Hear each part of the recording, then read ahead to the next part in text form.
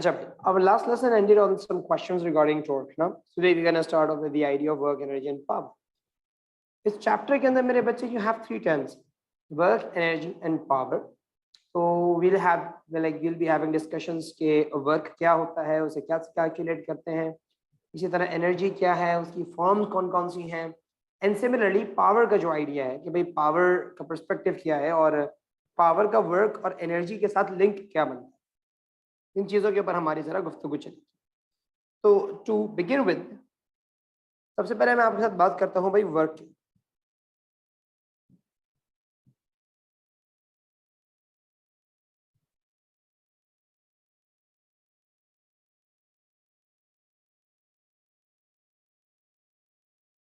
देखो, जब आप बात करते हैं ना वर्क के ऊपर, तो वर्क को समझाने का एक पर्सपेक्टिव है। वैसे टेक्निकल एवरीडे लाइफ में अगर आप देखो तो वर्क भाई किसी भी काम को कहा जा सकता है, लेकिन फिजिक्स के डोमेन के अंदर जब आप कहते हैं कि आई एम डूइंग वर्क, तो आप कुछ पर्टिकुलर मीनिंग रखते हैं। पर्टिकुलर मीनिंग ये है कि भाई work is done when an object moves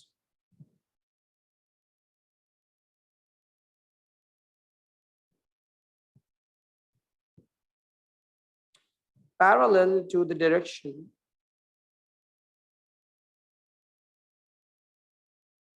of applied force. ये अंडरस्टैंडिंग के पर्सपेक्टिव से है कि वर्क डन उस वक्त कहा जाता है किसी भी ऑब्जेक्ट पे जब आपका ऑब्जेक्ट मूव करता है उस डायरेक्शन में जिस डायरेक्शन में आप उस पर फोर्स अप्लाई कर रहे होते हैं या उसके पैरेलल। कि अगर आपके पास आपके ऑब्जेक्ट पे कोई फोर्स लग रही है और आपका ऑब्जेक्ट उस फोर्स की डायरेक्शन में मूव कर रहा हो या उसके पैरेलल मूव कर रहा हो, तो उस केस में आप कहेंगे हाँ भाई आपने वर्क किया। To make things more clear, if there was a box placed on the surface and you push that box in the forward direction and this box displaced, ये बॉक्स आगे गया, तो हम कह रहे हैं हाँ भाई वर्क हुआ है, इस फोर्स ने कोई वर्क किया। लेकिन अगर आप एक दीवार के ऊपर सुबह से शाम तक पुश करते रहे, फोर्स अप्लाई करते रहे, लेकिन डिस्प्लेसमेंट इसमें कुछ भी ना हो, ये वॉल मूव ही ना करे अपनी जगह से, तो मैं इस केस में कहूंगा कि भाई यहाँ इस वक्त कोई वर्क नहीं। तो यहाँ पे इस वक्त इसमें कोई भी वर्क नहीं, is no work done over. तो वर्क सिर्फ तभी होता है बेटा जब आप उस ऑब्जेक्ट पे कोई फोर्स अप्लाई करें और उस फोर्स की वजह से उस ऑब्जेक्ट में कोई डिस्प्लेसमेंट आए उसके बाद। लेकिन अगर फोर्स की एप्लीकेशन की वजह से उस ऑब्जेक्ट में उसके पैरेलल कोई डिस्प्लेसमेंट पैदा नहीं हो रही या उसके डायरेक्शन में ऑब्जेक्ट मूव नहीं कर पा रहा, तो आप कहते हैं कि हाँ भाई हमने कोई वर्क नहीं। हालांकि आप एग्जॉस्ट हो जाते हो, लेकिन वो आपकी सारी एनर्जी जो आपके अंदर थी, उस एनर्जी का आपने सिर्फ एक जगह इस्तेमाल किया और वो था हीट जाया करने की। आपकी बॉडी से हीट प्रोड्यूस हो रही थी, दैट्स इट। आप कुछ काम नहीं कर रहे थे फिजिक्स में। पूरे दिन दीवार को धक्का दे के आप ये नहीं बोल सकते कि हाँ भाई फिजिक्स टर्म्स के अंदर आप done work, you haven't done any work at all. You would do work if your object displaces in the direction of your applied force. आपने जहां फोर्स अप्लाई की और उस डायरेक्शन में चीज मूव भी हुई तो है वर्क। लेकिन अगर आप इसको डिफाइन करना चाहते हो, डेफिनेशन अगर आप देना चाहते हो वर्क की, डेफिनेशन वर्क की कुछ ऐसे होती कि भाई it is the product of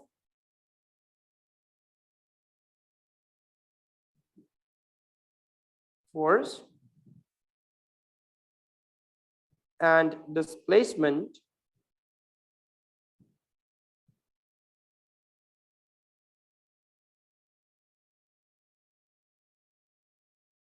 parallel to force. It is a product of force and displacement parallel to force.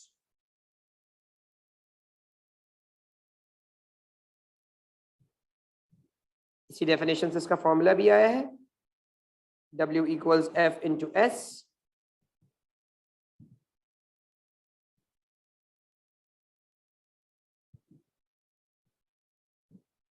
इसका SI यूनिट जूल्स है।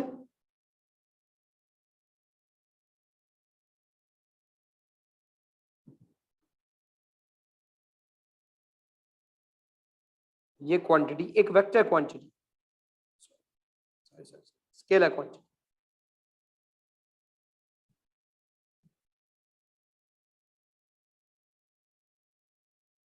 It is a product of force and displacement. SI unit is joules and the quantity is a scalar quantity. Let me give you an example. कि भाई अगर एक surface पे एक object place था, सही, kind of like a block, उस block पे आपने कोई फोर्स अप्लाई की, सही, the force was of 50 Newton's और उस फोर्स की वजह से वो ऑब्जेक्ट डिस्प्लेस करके आ गया। ये उसकी इनिशियल पोजीशन थी, उस पर फोर्स अप्लाई होने की वजह से this block is somewhere over here.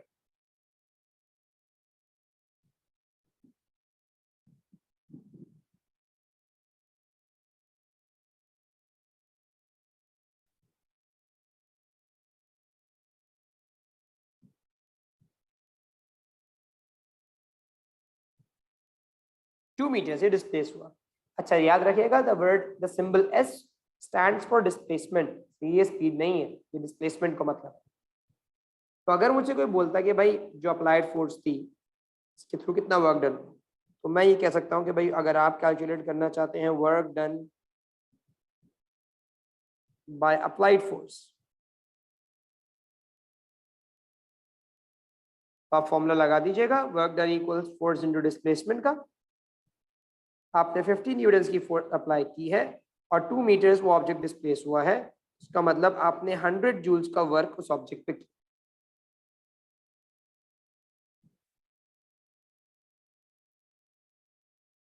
You did a work of 100 joules.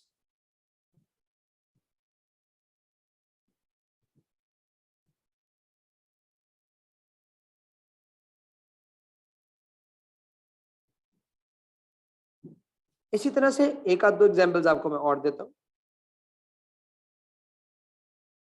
हमारे पास कुछ ऐसा ही एक सरफेस था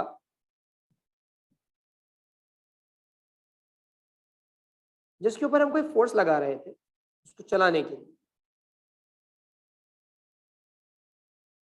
लेकिन उस ऑब्जेक्ट पे एक फ्रिक्शन फोर्स लग रही थी कंटिन्यूअसली बैकवर्ड डायरेक्शन।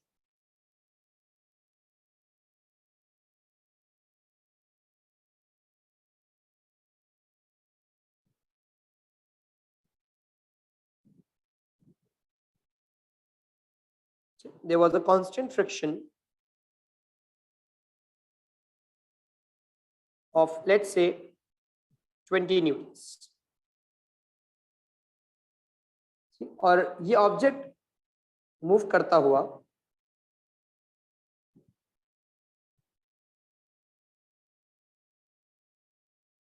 काफी आगे तक आ चुका।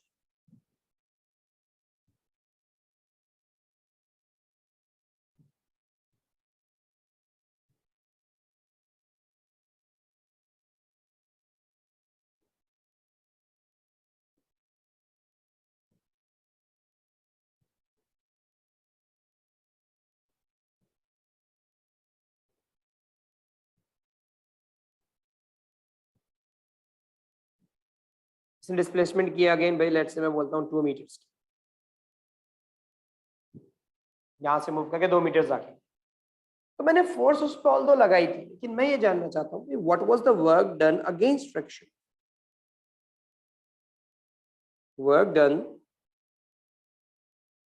अगेंस्ट फ्रिक्शन, अगेंस्ट फ्रिक्शन का मतलब ये है कि भाई आपने फोर्स तो अप्लाई की होगी यकीनन कोई ना, आपने उस फोर्स की वजह से ऑब्जेक्ट को डिस्प्लेस भी करवाया, लेकिन फ्रिक्शन के अगेंस्ट में कितना काम, खाली ये बताएं। क्योंकि एक फोर्स फ्रिक्शन भी लग रही थी जो आपके ऑब्जेक्ट को आगे जाने से रोक रही थी। तो जब आप उस ऑब्जेक्ट पे कुछ वर्क कर रहे थे, अपनी ताकत इस्तेमाल करके उसे चलाना चाह रहे थे, तो आपकी ताकत का, आपकी फोर्स का कुछ इस्तेमाल उसके ऊपर लगती हुई जो फ्रिक्शन फोर्स है उसके अगेंस्ट में भी हो रहा था। अगर आप, मैं मिसाल देता हूँ, 50 न्यूटन की फोर्स अप्लाई कर रहे थे, तो 50 न्यूटन में से आपकी फोर्स का 20 न्यूटन उस फ्रिक्शन के अगेंस्ट में यूज हो गया।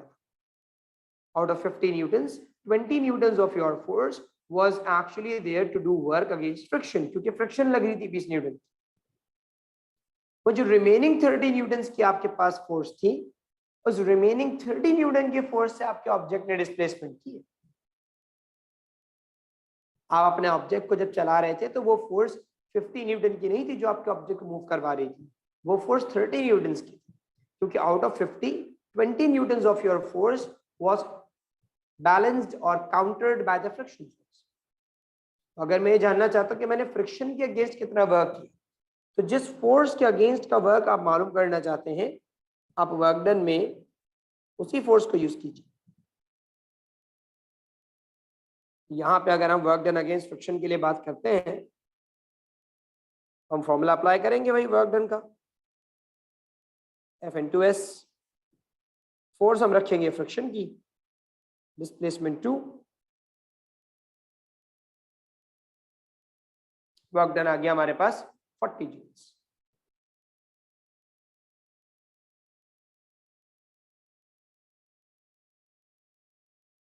This one is the work done against friction.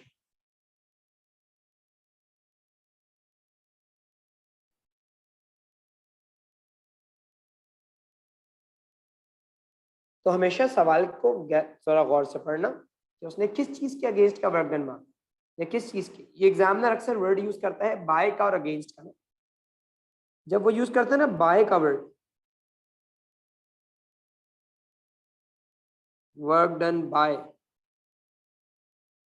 तो इसका मतलब ये होता है कि उस फोर्स की बात हो रही होगी जो आपके पास मूवमेंट की डायरेक्शन है।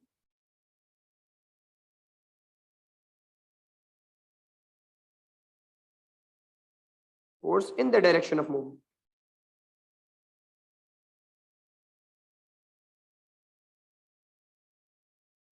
अगर वो बाय का वर्ड यूज करता है तो उसका मतलब भाई इस फोर्स ने कितना वर्क डन किया, तो अमूमन उस फोर्स का जिक्र कर रहा होता है जिस फोर्स की वजह से आपके पास ऑब्जेक्ट मूव कर रहा था, वो फोर्स जो आपने अप्लाई की थी जो मूवमेंट की डायरेक्शन में थी। लेकिन जब भी कभी वो सवाल पूछता है ना वर्क डन अगेंस्ट का वर्ड यूज करते हैं,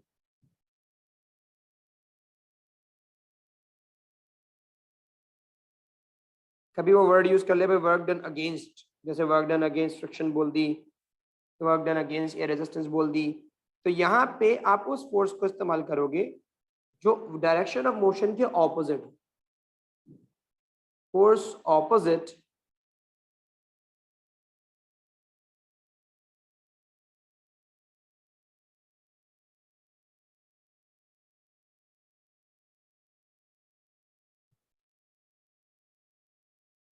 to the direction of movement. तो ये जो बाय और अगेंस्ट का मामला है बड़ा आपके लिए पहचान वाला मामला होता है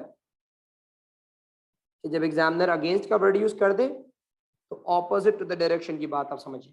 भाई फोर्स वो वाली लेनी है जो मूवमेंट के ऑपोजिट, जैसे ऑब्जेक्ट यहाँ पे देखो आगे जा रहा था, लेकिन जब उसने सवाल पूछा तो उसने पूछा अगेंस्ट फ्रिक्शन, हम समझ गए अच्छा भाई वो फ्रिक्शन वाली फोर्स यूज करनी है क्योंकि उसने अगेंस्ट की बात, वो फोर्स होगी यहाँ पे जो मूवमेंट के ऑपोजिट।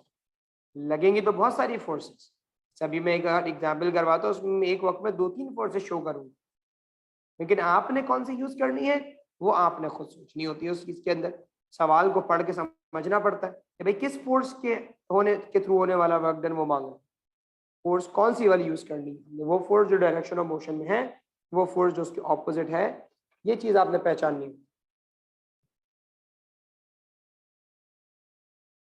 नहीं बेटा Haris, there can be multiple forces, इस क्वेश्चन में भी देयर वर 2 फोर्सेस, एक जो आपने अप्लाई की थी और एक जो फ्रिक्शन थी। अप्लाइड फोर्स को मैंने मेंशन नहीं किया क्योंकि हमारे इस क्वेश्चन की जो जरूरत थी वो अप्लाइड फोर्स वाली नहीं थी, ठीक, वो अप्लाइड फोर्स के अलावा वाले मैं तुम्हें शो करना चाहता।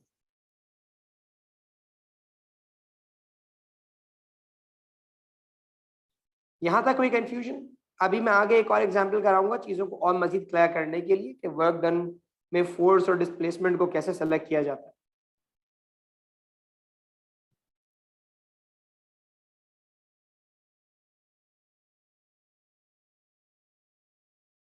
चलें फिर हम उस एग्जांपल पे लेके चलते हैं आपको कि फोर्स और डिस्प्लेसमेंट को कैसे सेलेक्ट किया जाता है।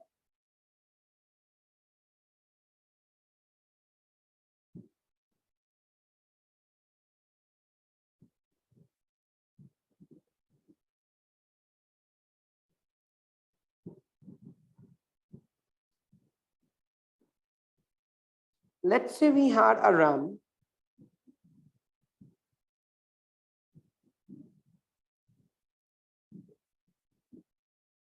We had a ramp which was tilted at a certain angle.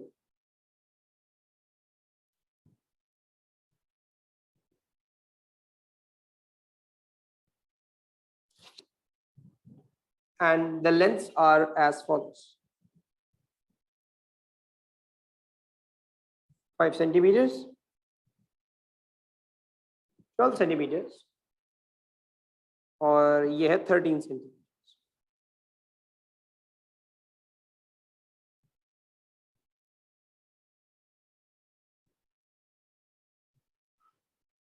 ये मेरे पास 3 डिस्प्लेसमेंट्स. अब एक ऑब्जेक्ट है जो हमारे पास यहाँ पे एक सरफेस पर रखा हुआ था. या चलो सिंपल कर लेते हैं, एक बॉल है जो यहाँ सरफेस में मौजूद है. ठीक है. दिस बॉल्स रोल्स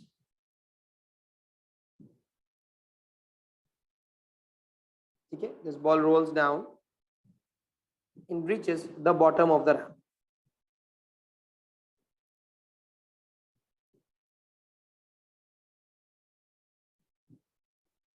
इस बॉल पे कुछ फोर्सेस थी. Let me show you all of those forces.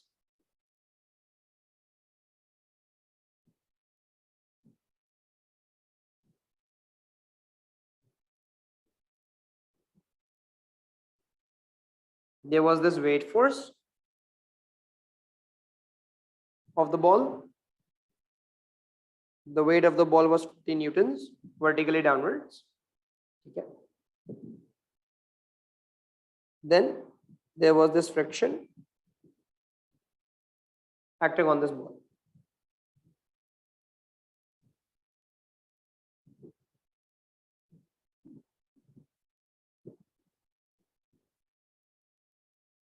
मेरे पास यहाँ पे फ्रिक्शन फोर्स थी.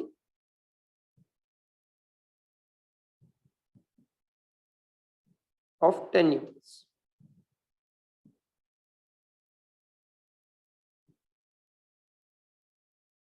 ठीक है, दो फोर्सेस मैंने दिखा. लाजमी बात है, the ball is actually rolling down because of its weight. अपने वेट की वजह तो बेचारी वो मूव करती भी नीचे आ रही होगी. ठीक है. And they just want me to calculate two things. They want me to calculate the work done by gravity.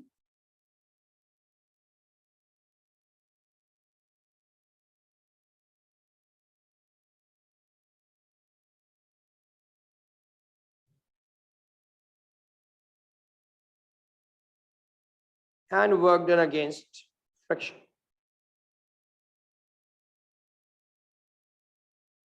ये दो चीजें उन्होंने हमसे पूछी. देखो, whenever examiner uses the word the work done by gravity, तो gravity से एक बड़ी अंडरस्टूड सी बात निकलती है. ग्रेविटी जिस फोर्स को क्रिएट कर रही है, that is the weight.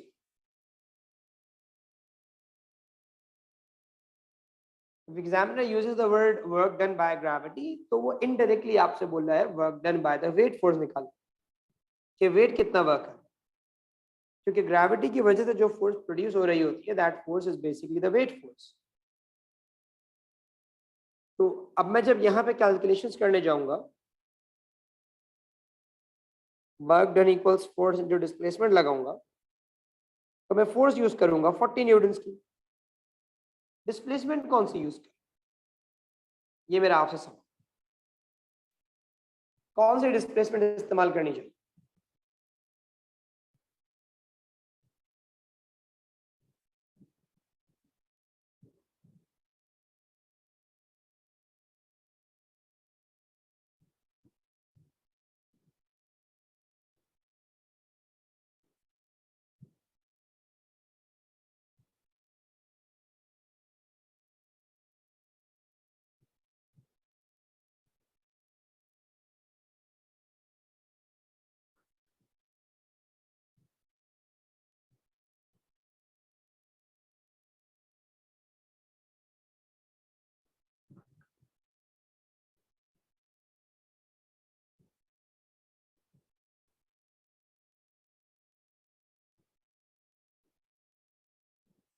ठीक है ठीक है ठीक है, गुड।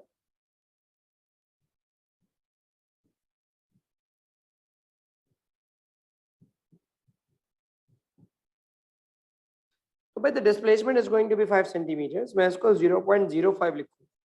0.05 लिखने का रीजन ये है सेंटीमीटर्स में था, आप ऐसा यूनिट्स में काम करते हो तो you have to convert it into metres, और आप अपनी फोर्स हमेशा वो लेते हो जो आपके डिस्प्लेसमेंट के पैरेलल होती है, फोर्स के पैरेलल होती है, वो वाली डिस्प्लेसमेंट यूज करते हैं।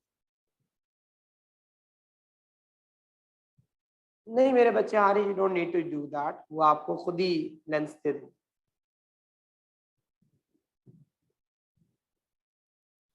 तो ये हो जाएगा आपके पास भाई 0.2,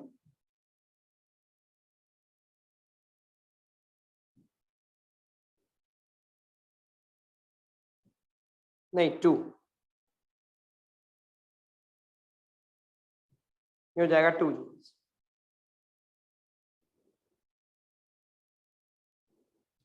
इसी तरह से आपसे वो पूछ सकते हैं भाई वर्क डन अगेंस्ट फ्रिक्शन बताइए। अब फ्रिक्शन की अगर बात की जाए तो फ्रिक्शन फोर्स तो 10 न्यूटन थी, और डिस्प्लेसमेंट फ्रिक्शन के पैरेलल जो है वो कितनी है?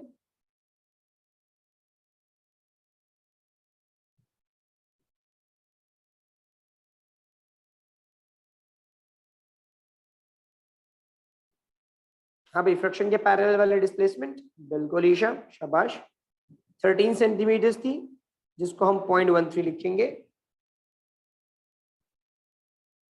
तो भाई ये हो जाएगा 1.3 जूल। इस तरह के मेरे बच्चे आपके पास क्वेश्चन आ सकते हैं जिसमें आपको ये बात खुद सेलेक्ट करनी होती है कि आप कौन सी डिस्प्लेसमेंट यूज करोगे वर्क कैलकुलेट करने।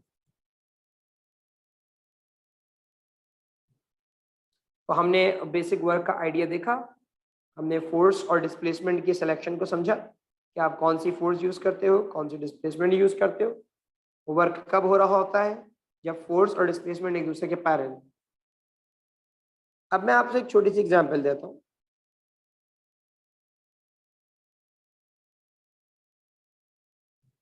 लेट्स से कि एक सर्कुलर मोशन में मौजूद एक सैटेलाइट, भाई ये वेट भी वर्टिकल था, ये भी वर्टिकल है, तो पैरेलल हुआ ना इसके साथ।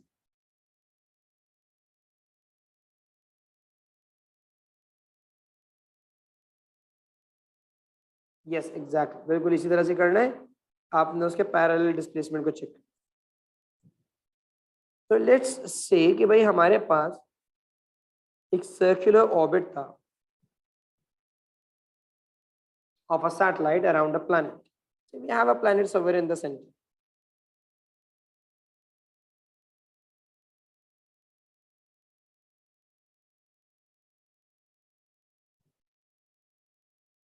We have a planet over here, and there's something orbiting that. And lazim baat hai, if there's a satellite somewhere over here,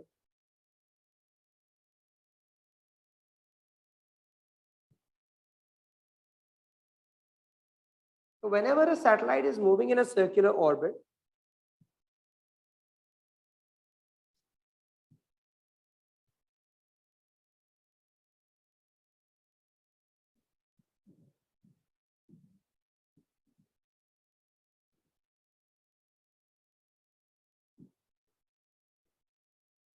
it's basically moving like this ना, उसके बिल्कुल सर्कल के अंदर around a point.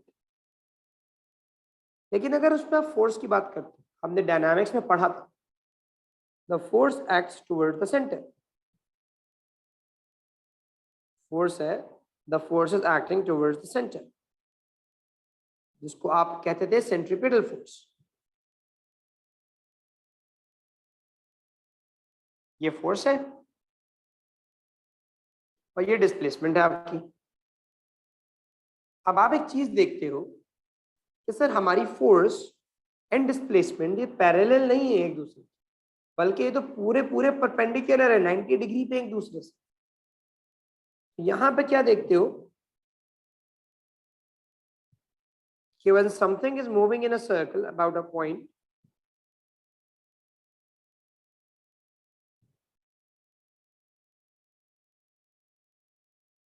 when something is moving in a circle about a point, example के तौर पे हम लिख देते हैं ब्रैकेट में सैटेलाइट अराउंड अर्थ या satellite orbiting around earth,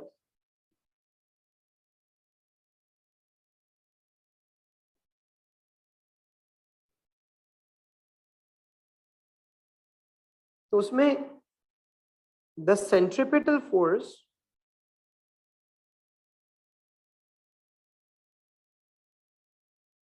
is acting towards center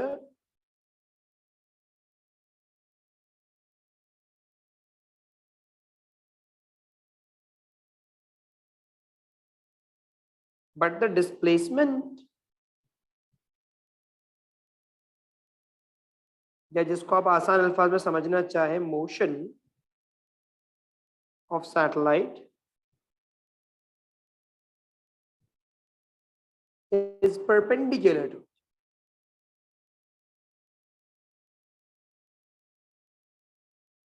perpendicular का मतलब 90 डिग्री,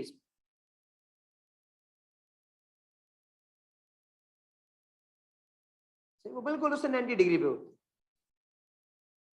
इस वक्त हो ये रहा होता है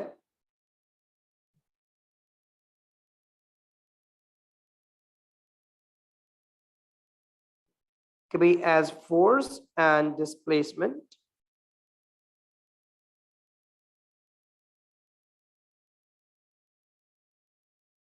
are not parallel to one another,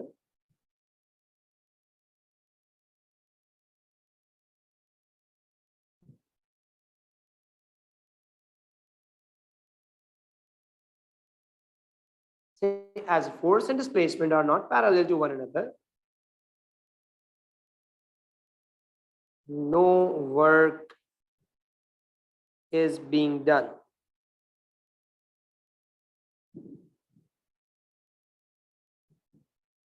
By centripetal force.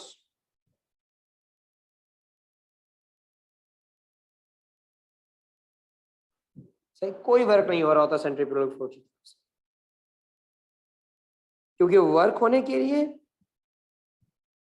Parallel to displacement force का होना जरूरी है। फोर्स और डिस्प्लेसमेंट का एक दूसरे के पैरेलल होना लाजमी होता है। यहाँ पे ये पैरेलल नहीं बल्कि ये तो एक दूसरे से 90 डिग्री पे, they're acting at 90 degrees to one another. So in no way possible can you have a work. पता है इसीलिए सैटेलाइट्स को आपको थ्रस्टर्स लगाने की जरूरत नहीं पड़ती ऑर्बिट में घुमाने की। A satellite around the earth in its orbit does not need any thrusters or rocket systems ताकि वो उसको धक्का मिलता रहे और वो सर्किल में घूमती रहे। There's no need for that. क्योंकि सैटेलाइट जो आपके अर्थ के अराउंड घूम रही है वो वर्क थोड़ी कर रही है, वो तो ग्रेविटी की वजह से घूम रही है। और आप सोचेंगे सर ऐसे कैसे हो सकता है, अगर ग्रेविटी उसे अंदर खींच रही है तो सैटेलाइट को तो अर्थ की तरफ आके गिर जाना चाहिए। How come A satellite stage in its orbit? देखो अगर वो सैटेलाइट स्टेशनरी होती ना तो वो बिल्कुल सेंटर ऑफ द अर्थ की तरफ अट्रैक्ट हो जाती और वो इवेंचुअली अर्थ के सेंटर पे आके गिर भी जाती, अर्थ के सरफेस पे स्ट्राइक भी करती। लेकिन क्योंकि वो सैटेलाइट मोशन में थी जब उसे ऑर्बिट में रखा गया, तो वो सैटेलाइट हर वक्त कोशिश कर रही है आगे जाने की। लेकिन जो फोर्स है वो उसे खींच रहा है अंदर की तरफ, तो उसकी टेंडेंसी की मोशन बाहर की तरफ है, फोर्स का पुल अंदर की तरफ है। तो no matter where it is, वो बाहर भी जाना चाह रही है लेकिन उसे अंदर भी खींचा जा रहा है, तो वो बेचारी ना बाहर जा पाती है ना अंदर गिर पाती है, वो एक ही सर्कुलर ऑर्बिट में रहती है। वो अंदर पुल करने वाली फोर्स उससे ऑर्बिट से बाहर नहीं निकलती, and eventually that satellite stage in a circular orbit. इसको हम आगे जाके जब अपने A2 लेवल पे आप पढ़ते हो तो हम कहते हैं कि it's in an infinite free fall. ये जो सैटेलाइट है it's kind of like in an infinite free fall, ये अर्थ की तरफ गिरे ही जा रही है बस गिर नहीं पा रही। इस वो ऑर्बिट में आ गई है और बस वो हर लम्हे ऐसा लगता है जैसे अर्थ की तरफ गिर रही है, लेकिन वो गिर नहीं पा रही होती, वो अर्थ के अराउंड चक्कर लगाती है। इसीलिए हम कहते हैं कि भाई यहाँ पे कोई वर्क नहीं हुआ। हाँ वर्क उस वक्त तक हुआ था जब तक इस सैटेलाइट को धक्का देके आप रॉकेट लॉन्च सिस्टम्स के थ्रू उसे अर्थ के अराउंड उस ऑर्बिट में लेकर गए थे और वहां पे आपने उसे एक पर्टिकुलर स्पीड दे के ऑर्बिट में छोड़ा था, उस वक्त तक आप उस पर वर्क कर रहे थे। लेकिन once that satellite is in the orbit, the work done has ended because force and displacement are not parallel but now they are perpendicular to one another. तो हो सकता है एमसीक्यू में आपसे इस चीज से रिलेटेड कोई सवाल पूछा जाए जिसमें कोई ऑब्जेक्ट सर्कुलर मोशन परफॉर्म कर रहा हो किसी दूसरी बॉडी के around. It could be anything. ये तो मैंने प्लानिटरी मोशन और सैटेलाइट वाली चीज पे example they the. It could be anything. If मेरे बच्चे anything is in a circular motion, तो याद रखिएगा that object is not doing any work, क्योंकि उसके ऊपर लगती हुई फोर्स और उसकी डिस्प्लेसमेंट दोनों एक दूसरे से 90 डिग्रीज के एंगल पे है, परपेंडिकुलर है, पैरेलल बिल्कुल भी नहीं है, इसलिए वर्क नहीं हो रहा हो।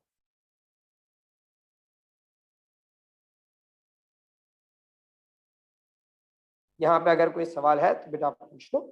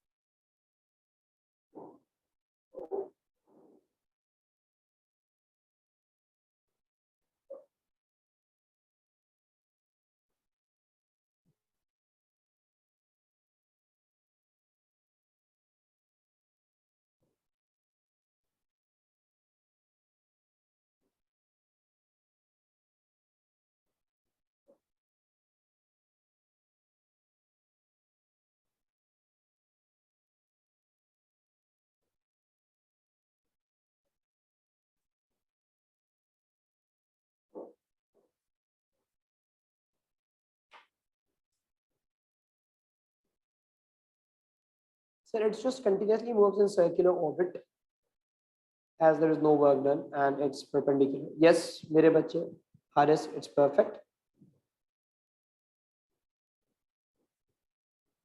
How many chapters have you done lately?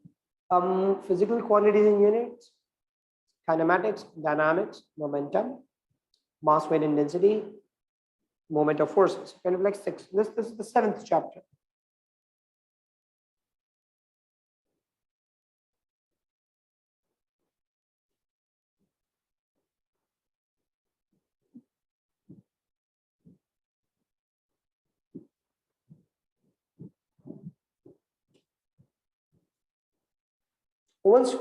Harris, once we are through the idea of general physics, then we're going to move on towards अपना electricity and magnetism वाला portion.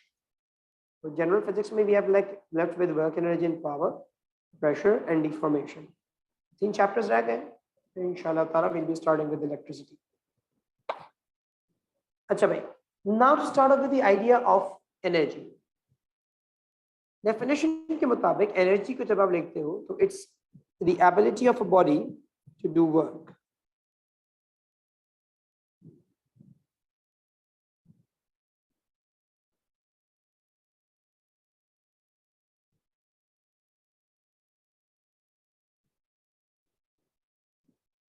Ability of a body to do work. ये आपके पास work energy की definition.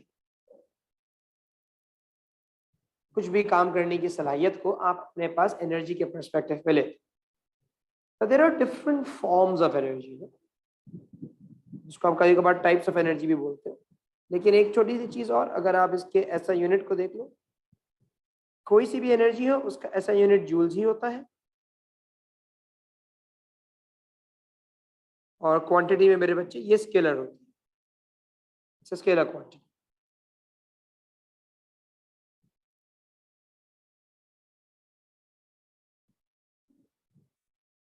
अगर आप types या forms of energy की बात करते हैं,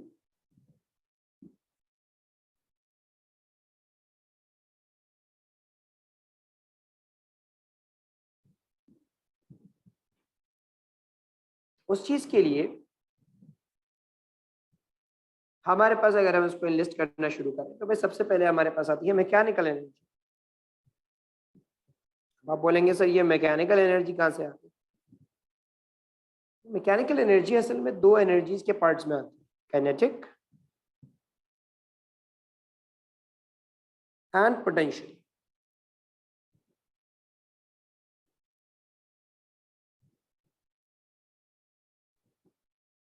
तो एक काइनेटिक एनर्जी और पोटेंशियल एनर्जी, इन दोनों को आप मैकेनिकल एनर्जीज के पर्सपेक्टिव में लेते हैं।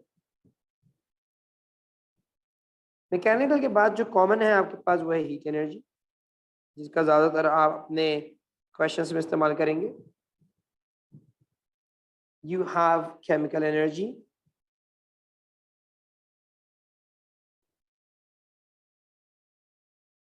फिर इसके अलावा you have multiple like sound energy, light energy,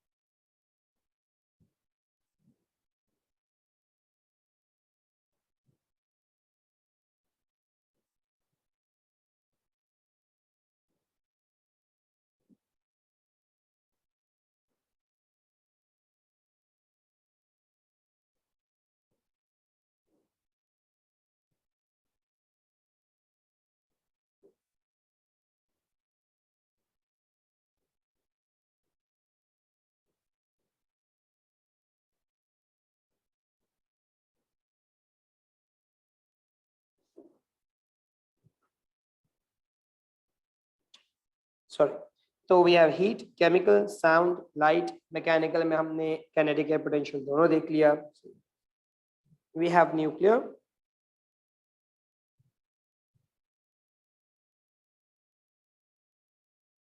energy, we have internal energy,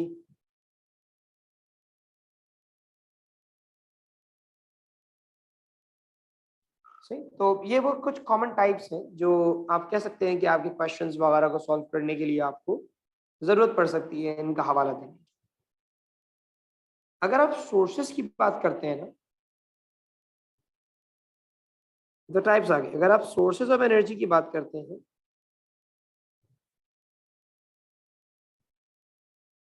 तो सोर्सेज में मेरे बच्चे दो कैटेगरीज आती है हमारे।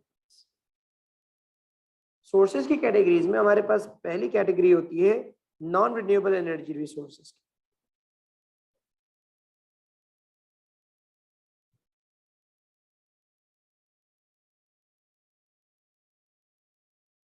नॉन रिन्यूएबल रिसोर्सेज वो कहलाए जाती हैं कि जिनका कंजम्पशन रेट और जिनका रीजनरेशन रेट बहुत different.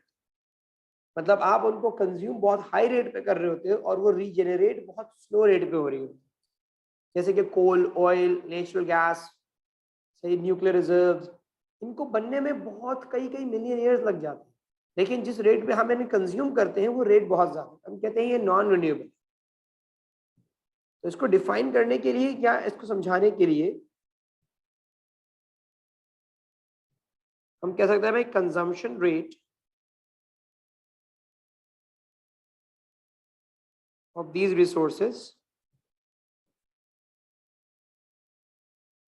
are very much high,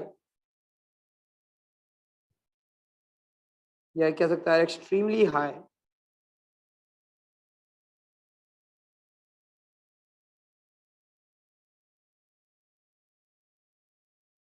compared to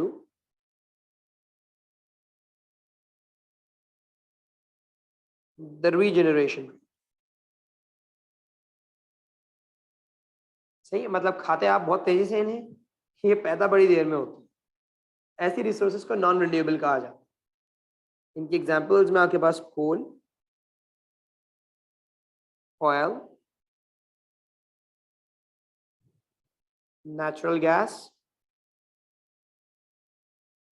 और न्यूक्लियर, ये चार आपके पास ऐसी रिसोर्सेज है जो कि आपके पास नॉन रिन्यूएबल।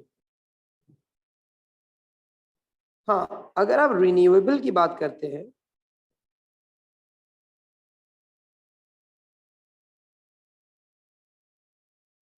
रिन्यूएबल रिसोर्सेज तो वो होती हैं कि भाई जिनका कंजम्पशन रेट और आपके पास कह लो कि रीजेनरेशन रेट अप्रोक्सीमेटली सिमिलर होता है।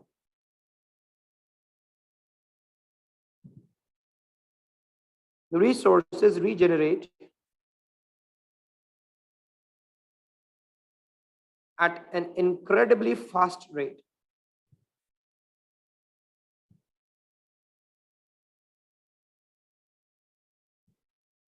तो कंजम्पशन से इनके रिजर्व में कोई खासा फर्क नहीं आता।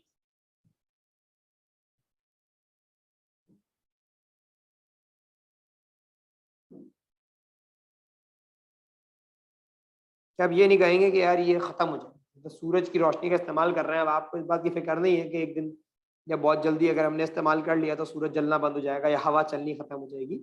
ऐसा नहीं होता। तो आपके पास इसमें जो सोर्सेज होती हैं, इसमें आपके पास सोलर है, विंड है, वेव है, टाइडल है, जियोथर्मल्स हैं। जियोथर्मल आपकी ज़मीन की गर्मी होती है, जो ग्राउंड के नीचे जो हीट है हमारे कोर वगैरह की वजह से। एंड बायोगैस है। ये वो रिजर्व्स हैं, ये वो रिसोर्सेज हैं आपकी जो रिन्यूएबल कहलाते हैं, कि आप इनको बारहा इस्तेमाल भी करते हैं तो आपको फिक्र करने की ज़रूरत नहीं है। ये रीजनरेट इतने फास्ट पेस पे होती हैं कि आपको इसके रिजर्व में कभी कमी आती हुई नज़र नहीं है। कि आप बोलें कि भाई हमने विंड एनर्जी का इस्तेमाल कर लिया तो आप बस दुनिया में हवा चलना बंद हो गई, बस हब्स पड़ा हुआ है पूरे दुनिया के अंदर, क्यों भाई वो सारी विंड एनर्जी यूज़ हो गई। ऐसा नहीं होता। और मेजॉरिटी आपके पास इतनी सोर्सेज है ना, इन सब का ताना बाना मेन जाके सोलर से जुड़ता है। सोलर में हीट और लाइट दोनों इंक्लूड हो जाती है काफी हद तक, लेकिन विंड की प्रेजेंस, वेव की प्रेजेंस से, ये जियोथर्मल का काफी हद तक का मामला, बायोगैस का मामला, ये सोलर से लिंक हुआ हुआ। जब आप आगे जाओगे अपने हायर एजुकेशन में तो आप इंशाल्लाह पढ़ोगे इन सब चीजों को। तो हमने आज के लेसन के अंदर वर्क को फंडामेंटली समझा। ये वर्क क्या था, वर्क की हमने एग्जांपल्स की, हमने पैरेलल और यानी फोर्स और डिस्प्लेसमेंट के पैरेलल होने की अहमियत का अंदाजा किया कि हाँ भाई वो दोनों एक दूसरे के पैरेलल होना जरूरी है हमारे। वंस हमने इस चीज़ को डिस्कस कर लिया तो फिर हम आगे की तरफ बढ़े। हमने एनर्जी के पर्सपेक्टिव को समझा और एनर्जी के पर्सपेक्टिव में हमने रिन्यूएबल और नॉन रिन्यूएबल रिसोर्सेज को भी डिस्कस किया। तो आज का लेसन मेरे बच्चे हम लोग यहीं तक रखते हैं। इंशाल्लाह ताला नेक्स्ट क्लास हमारी जो होगी उसमें हम एनर्जी में काइनेटिक, पोटेंशियल और एनर्जी कन्वर्जन, इन चीज़ों के ऊपर ज़रा तफसीली गुफ्तगू करेंगे। और वक्त बचा तो इंशाल्लाह पावर को भी देखेंगे, ताकि फिर अगली क्लास इसके क्वेश्चंस में। ठीक है बेटा, ख्याल रखिएगा आप लोग अपना। टेक केयर, अल्लाह हाफिज़।